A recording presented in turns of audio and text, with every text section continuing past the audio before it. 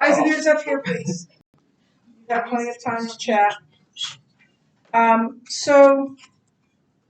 going to talk a little bit about what I mentioned in at the beginning of the hour, what you read in your questions about this idea of authenticity versus veracity. And what do I mean by that? I imagine that at least one of those words is new to you. Veracity means truthfulness. Veracity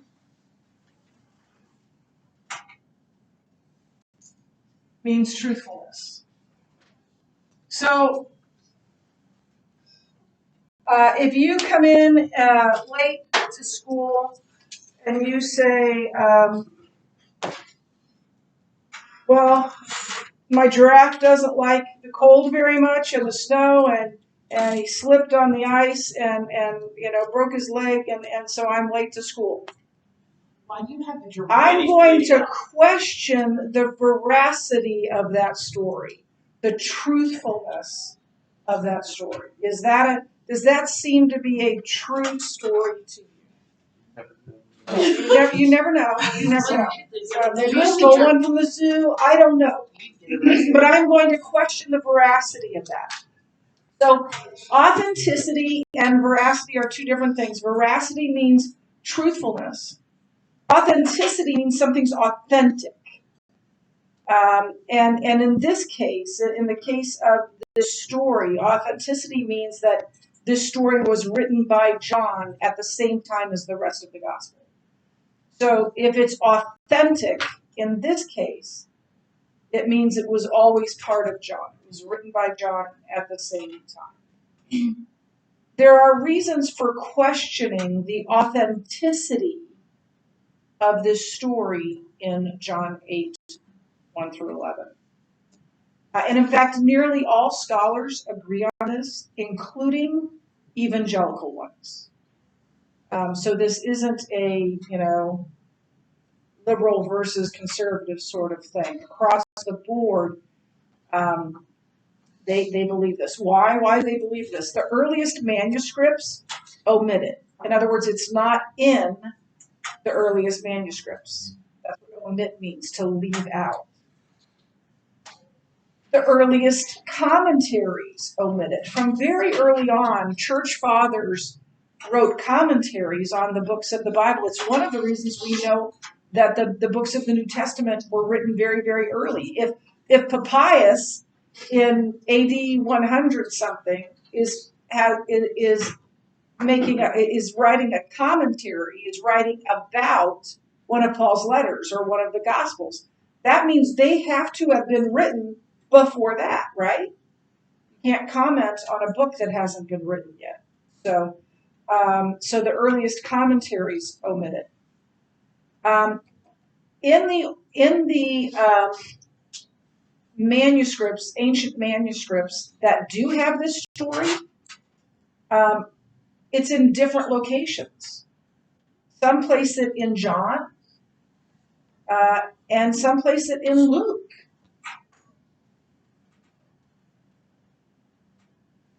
So it's not in the same place in all of the manuscripts that it's in. And then it breaks up the flow of the narrative of John, and I'm going to explain that to you.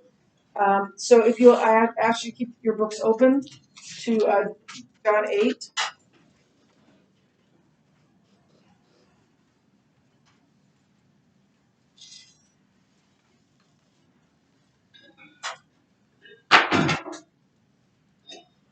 So look at John 7:52. It says, they replied, "Are you from Galilee too? Search and see that no prophet arises from Galilee." And then verse 12 says, again Jesus spoke to them, saying, "I am the light of the world." And we already talked about the water ritual, right, of the Feast of Tabernacles. There was a light ritual as well. So it would make sense that he's in conversation with the people. And as part of that conversation, he says, "I am the light of the world. Whoever follows me will not walk in darkness." But to say, to have this story interrupting that. Where's Jesus saying that? Everybody's left. And then he's saying to nobody, I am the light of the world. So it breaks up the flow of the narrative, at least placing it here, it does. And then the language and the grammar of this passage are different than John's. There are a number of words used in this passage that are found nowhere else in John's writing. And John wrote not just the Gospel of John, he wrote 1st, 2nd, and 3rd John, and he wrote Revelation. So there's a lot of writing from John. And there are a number of words in this story that John never uses. And in fact, those words are found in the Synoptic Gospels. In fact, it reads much more like a Synoptic Gospel story than a Johannine is the word that scholars would use. A story from John. And the style is much more like the Synoptic. So it maybe is better fit with Synoptic Gospels, but it doesn't appear in the earliest manuscripts of those Gospels as well. So here's the question. It appears that this portion of John 8 is not authentic. It was not originally in John. But the question is it a true story? And that's where we talk about the veracity of this story, the truthfulness of the story. First, it's a very early story.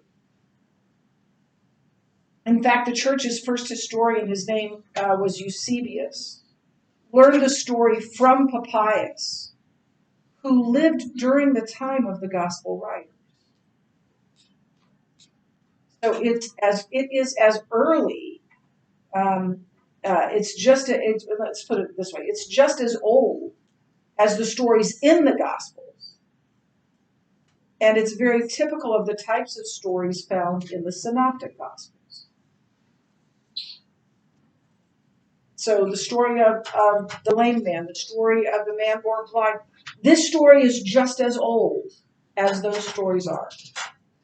So then why didn't people record it originally?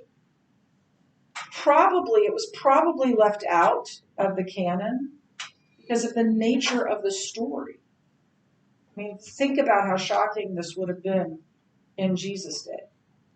Jesus is showing mercy on a woman caught in sin, sexual sin. Such a thing was unheard of in the church of the early centuries.